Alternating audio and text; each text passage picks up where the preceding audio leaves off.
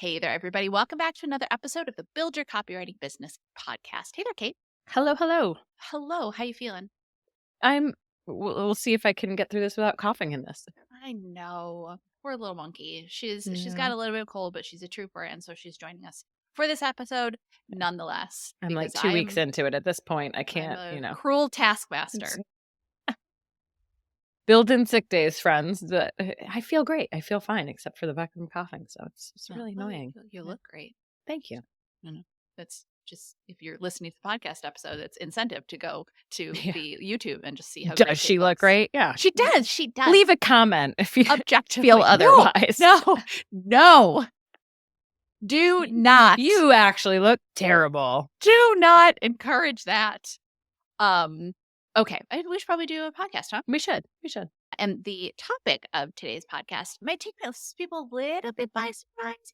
It's we're talking about the dangers of long-term clients. Mm-hmm. And the reason it might take you by surprise is because I think a lot of freelance copywriters get excited about long-term clients. When a client says, oh, yes, we want to work with you for a 6-month project, or we want to work with you indefinitely. We just want to keep working with you until the end of time. In perpetuity.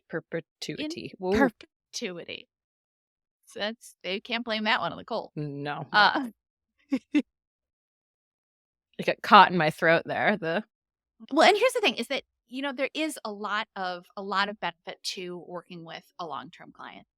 You get to really understand the brand. You get to get expertise in the offers and the brand voice. You get close to the team members and really understand how they work. And there are a lot of course, a regular check is also really, really fantastic, right? Who doesn't love Mhm. getting a regular check?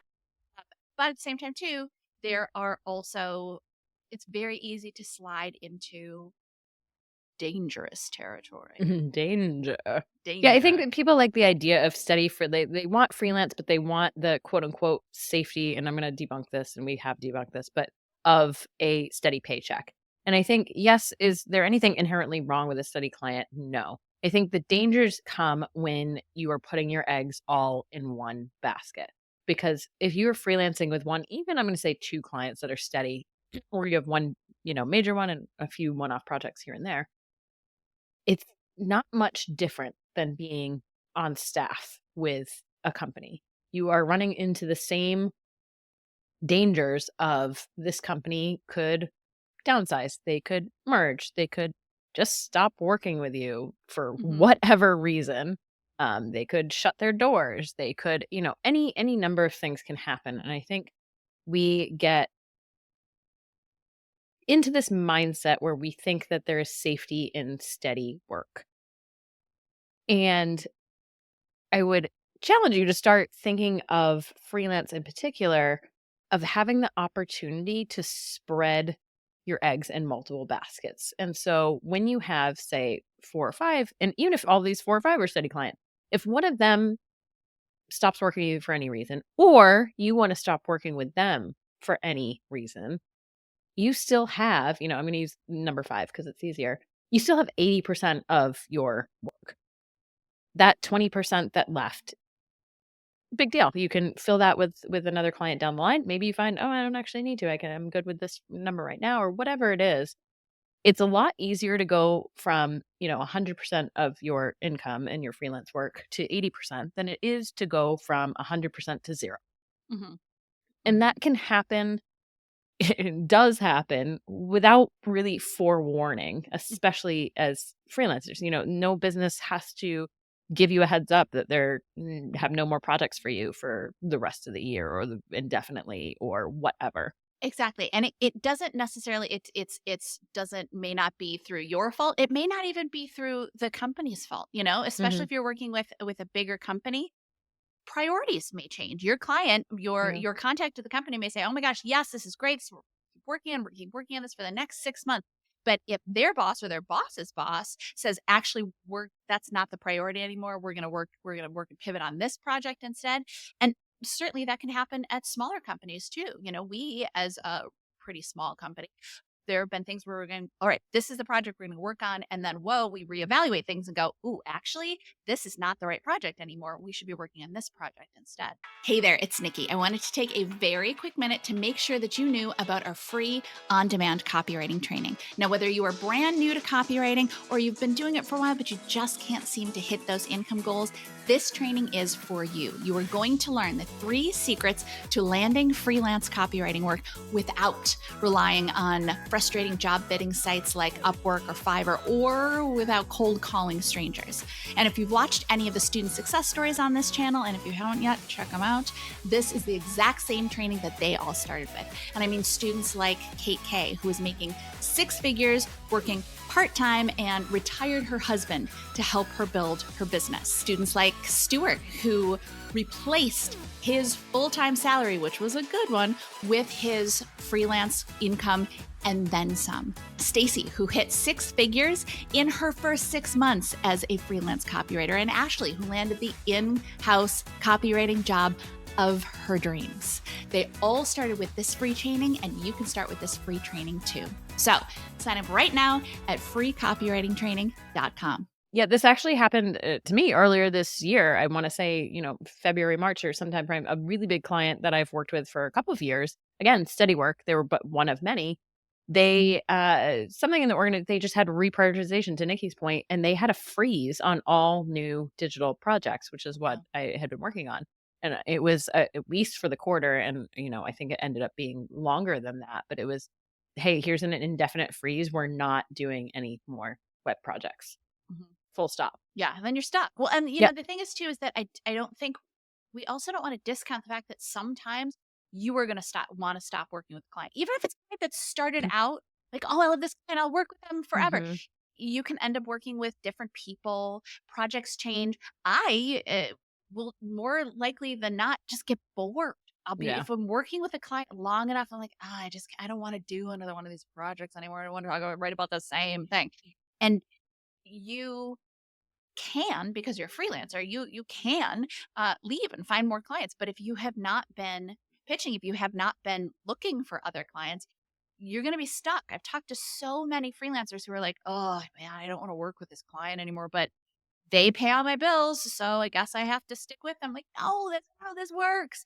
But you can't, you can only let that client go when you have pipeline of other potential clients filling that backlog.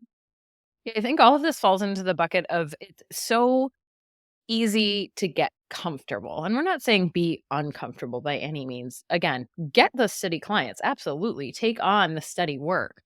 But just keep one foot, one toe on the pulse of your business, really. To not just say, wait. Keep keep a toe on the pulse of your business. That's the advice we're giving in this episode. Is it cold medication? No, that's staying in here. Is there cold medication in your system? Yeah. That's amazing. That is absolutely staying in. I'm gonna translate for those of us who are not on cold medication. Yeah, just be aware of what's going on in your business. Be aware of whether or not you're talking to other companies. Whenever you're relying on one company or even in 2 companies, you're in a little bit of a potentially precarious place. We'll put it that way, potentially precarious. Whereas, to Kate's point, if you have it spread a bit more among multiple clients, you have a better base. It's like I guess you can't have a stool with 2 legs, but how much more steady is a table? Wow, we're really getting into weird metaphors in this episode. A Makes me feel table better. with Thank you. 5 legs is so much more stable than a table with 2 legs. Oh man, I have a bed got with one in the middle of the bed. So yeah, yeah, that but you tracks. can't have a We got table there. with 2 legs. That's impossible. Well, It would fall over. it would be a diagonal. Anyway, I get where you're going. Maybe. Yeah. I think that maybe we're gonna get here. Investing. It's like investing. You don't put all of maybe you do, put it all in just Apple stock and hope that Apple's gonna perform year over year and all your money is in that one bucket. The smartest investors diversify and they have maybe some stock in frankly, mutual funds that are spread across multiple organizations.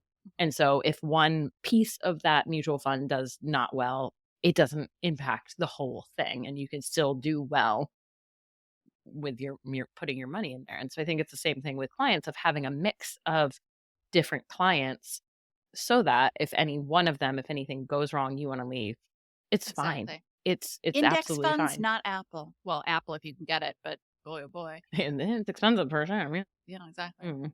Obviously, live in the present, do the work that you are doing with your client, but also be aware of the future and where you want to head with your business. And if you want to make sure that you have clients for the next couple of months, because even if a client is like, if they say, oh, we need you for the next 2 months, there's never a complete guarantee, right? Hmm. The only way to be sure that you have potential new clients coming in is to be pitching potential new clients and also repitching previous clients, making sure that you have people coming in. And even recommending ideas to that existing client that you love and want to have steady work with. This scenario happens in a few different places in a copywriting career, and basically in life, where if you get a steady client, you're super jazzed, and you feel like, okay, I don't have to do any outreach now. And you're like, oh, relief. I can take a break. I don't have to pay attention to this. Again, while you're keeping the toe on the pulse of it, just to bring that back, Oh, good.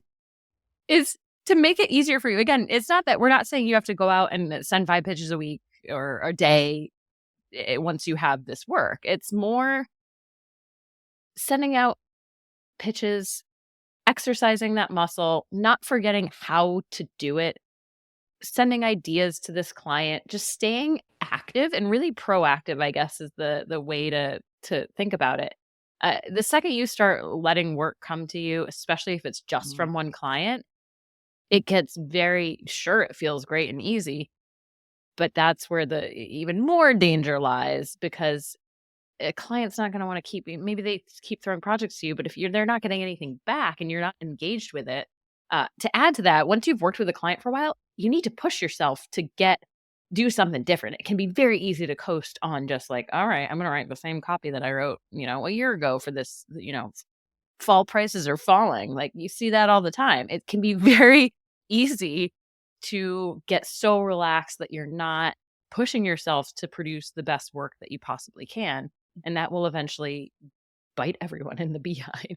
And so again, it comes up again with creating your portfolio and updating your portfolio. And everyone's gone through this, I know, of like, oh, shoot, I've waited a year to update my portfolio, or 2 years, or whatever it is. Now I need to do it feels like a really daunting task. Whereas if you schedule it on your calendar once a quarter, once a month, whatever what kind of cadence you want. And maybe at the beginning, it's probably more often, maybe once a month, because you're swapping out maybe spec pieces for actual client work, or you just get better client work and you improve your work overall. And then quarterly as you go out, it's a lot easier to do that and manageable than to say, oh, I have to redo the entire thing. So Mhm. do check-ins with yourself for your portfolio. And then same thing with this with your client. Okay, I got a steady client. I'm gonna take a week, maybe it's even a month, to say, okay, this is a 6-month contract. I'm gonna take the first month and I'm just gonna enjoy the fact that I know I have this work. But even then, maybe you're saying, I'm gonna add clients to my pitch list. I'm gonna keep that fresh. And then, okay, I'm gonna schedule time on my calendar to check in. Let me send out some pitches and make sure you're flexing that muscle, because it's, again, going to atrophy if you don't use it. Like anything, if you stop going to the gym and never work out for months and months and months and months, it's daunting to get back to it. And it can feel so much more overwhelming than it has to or needs to be. So set yourself up for success, really, by just keeping the toe on the pulse. We're going to make that a thing. Ooh, let's make it a thing. I We're feel gonna like this is prime mom advice, like Yeah. the if you just do a little bit, it'll be so much easier than if you leave it and you have to do the whole thing. Like, oh, I know. We say it knowing that we've all experienced doing that. Yeah. But the thing is that when you were a kid, you could be like, "Oh, mom," and she Mhm. would make you sit down and she would make you do whatever it was. But as adults, we have to take that personal responsibility for ourselves. We have to know better, and we have to and please don't get us wrong. Kate and I have made this mistake. Yeah. I think we've talked about this, about how we both been like, "Woohoo, we've got so many referrals coming and this is great. We don't have to pitch." And both of us, not at the same time, but both of us have had the experience of, "Oh, shoot. Oh, nobody's referring me right now. And this project just dried up. Oh, shoot.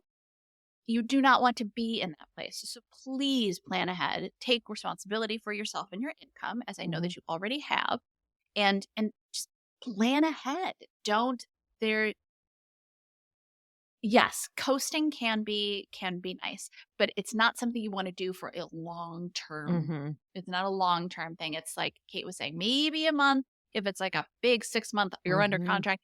Maybe it's a week or two where you go, you know what, I'm gonna give myself a little bit of a break from pitching, but it can't be an indefinite break. It has to Mhm. be okay, I'm not gonna pitch this week, but I'm gonna pitch next week. But again, the more often you do it, the easier it gets. Nobody believes me when I say this. Please, my friends, believe me. Just keep doing it. It gets easier.